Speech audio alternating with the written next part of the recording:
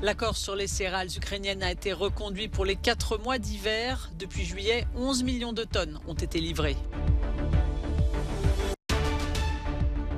Les villes d'Odessa et de Dnipro touchées par de nouvelles frappes russes ce jeudi. 7 millions d'Ukrainiens restent toujours privés d'électricité. Aux États-Unis, les républicains s'emparent de la Chambre des représentants. Cela leur donne un pouvoir de blocage sur la politique de Joe Biden. Le Beaujolais nouveau est arrivé. Cette année est annoncée comme très bonne du côté de la qualité, mais la quantité n'est pas au rendez-vous à cause de la météo. Une inquiétude en moins à l'approche de l'hiver. L'accord permettant les exportations de céréales ukrainiennes depuis les ports d'Ukraine a été reconduit pour 4 mois.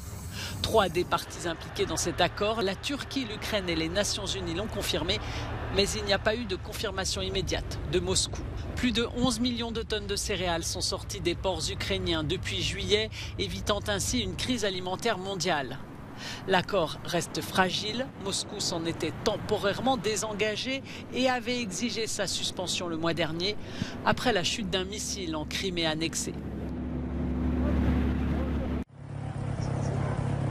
Une nouvelle vague de bombardements russes s'est abattue sur l'Ukraine ce matin, touchant plusieurs zones résidentielles et infrastructures énergétiques dans tout le pays.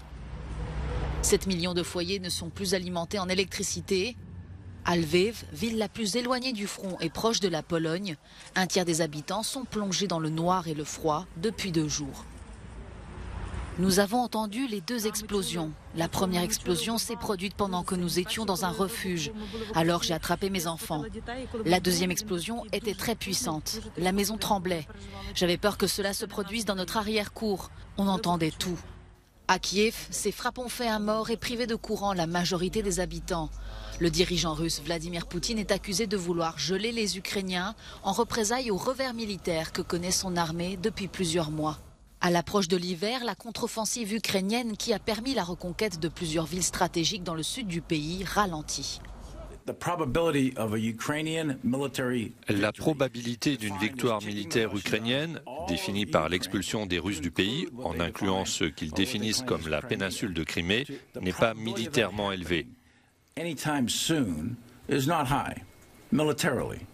Le ministère de la Défense russe a publié des vidéos de ces drones utilisés lors des bombardements. Des images censées prouver que Moscou ne cible que des infrastructures énergétiques militaires ennemies, sans bavure sur les civils.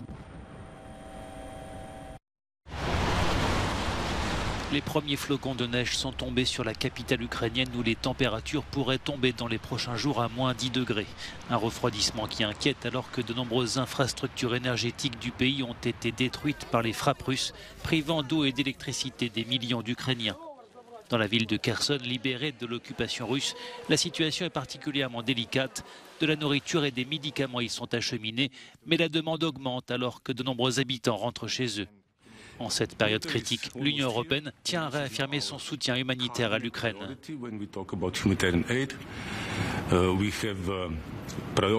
L'hiver est presque là. C'est une période prioritaire en matière d'aide humanitaire.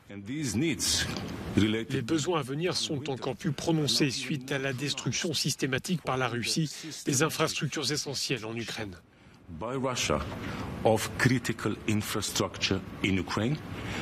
Le rétablissement de l'électricité à Kherson et dans d'autres villes ukrainiennes s'avère difficile et périlleux alors que la Russie a miné les zones autour des infrastructures essentielles.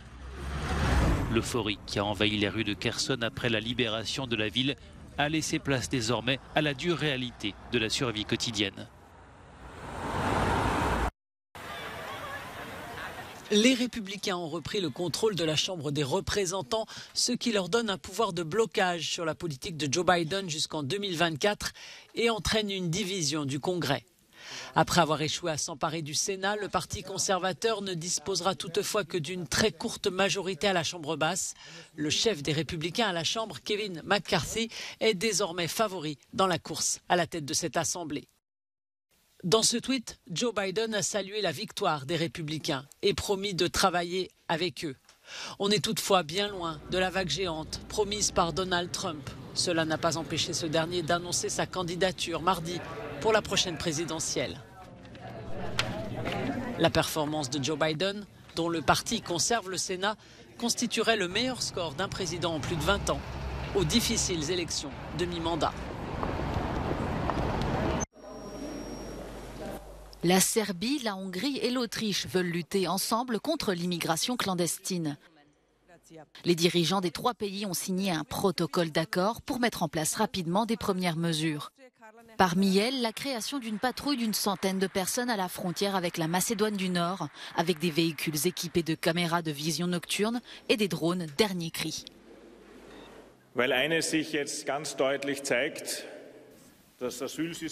Le système d'asile de l'Union européenne a échoué.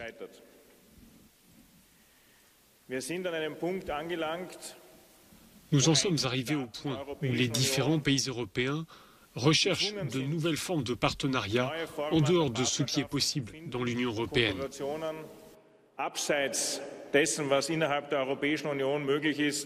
La route des Balkans occidentaux, qui passe par la Turquie, la Bulgarie, la Macédoine du Nord et la Serbie, est devenue la principale voie migratoire vers l'Union européenne. En septembre dernier, le nombre de passages a augmenté de 141% par rapport à l'année dernière. Une recrudescence que l'Europe connaît sur plusieurs fronts et qui provoque des tensions entre les États membres. La dernière en date est celle entre la France et l'Italie, en première ligne face à l'arrivée de migrants d'Afrique du Nord. Rome a interdit aux bateaux humanitaires Ocean Viking d'accoster dans ses ports et contraint Paris à accueillir le navire et ses 230 rescapés à bord à Toulon.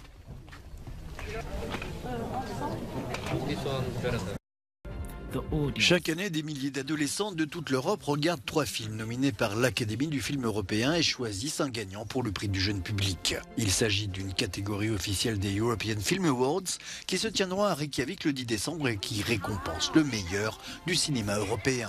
Le lauréat de cette année est Animal, réalisé par Cyril Dion, réalisateur et militant écologiste français.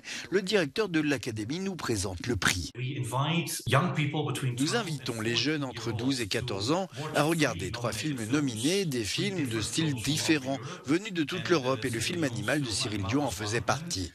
Ils ont regardé les films, se sont réunis à l'avance pour le jour d'annonce du prix, c'est-à-dire 1 mois avant les autres prix du film européen. Les jeunes d'Europe ont donc déjà voté et élu leur film préféré. Voilà ce qu'est le prix du jeune public. Dans Animal, Cyril Dion et 2 adolescents, Bella et Vi Pulan, rencontrent des scientifiques et des militants du monde entier. Ils sont à la recherche d'une autre façon de vivre aux côtés des autres espèces en tant que cohabitants plutôt que prédateurs. Le gagnant a été choisi par des jeunes issus de 42 pays européens. Ils ont regardé les films en ligne ou lors de projections qui ont eu lieu dans plus de 70 villes européennes.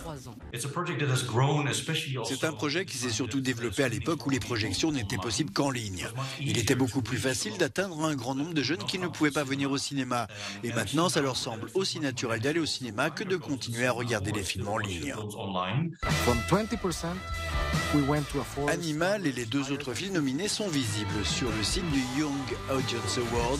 Les autres prix des European Film Awards seront remis à Reykjavik le 10 décembre.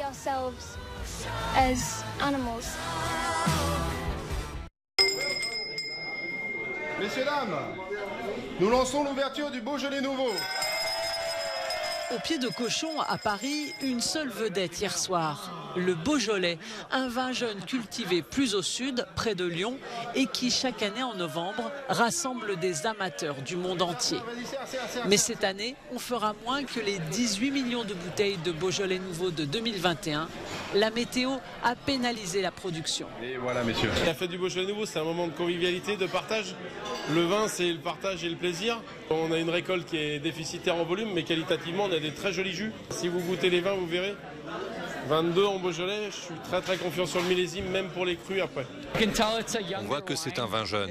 Il n'est pas aussi profond que les autres vins, mais je suis très surpris de sa douceur. Et il n'est pas aussi acide que les vins plus récents. C'est quelque chose que je connaissais depuis des années, mais le vivre ici le jour même de sa sortie est vraiment excitant et il est merveilleux cette année. Le Beaujolais nouveau, c'est principalement des rouges à cépage gamay. Environ 48% de la production est bue à l'étranger. Le Japon en raffole et achète 41% des exportations devant les États-Unis et le Royaume-Uni.